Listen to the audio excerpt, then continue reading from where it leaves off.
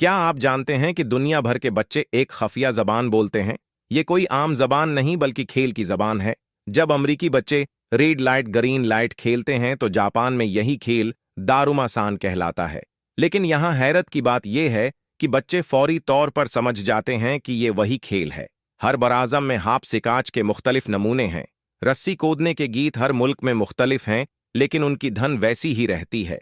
सबसे दिलचस्प बात यह है कि जब मुख्तलिफ ममालिक के बच्चे मिलते हैं तो वो अपने अपने खेल सिखाते हैं और नए मिले जले खेल बनाते हैं।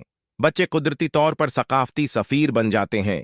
वो खेल के जरिए नई जबानें सीखते हैं और दोस्तियां बनाते हैं। खेल वाकई बचपन की आलमी करेंसी है जो हर रकावट को अबूर कर जाती है।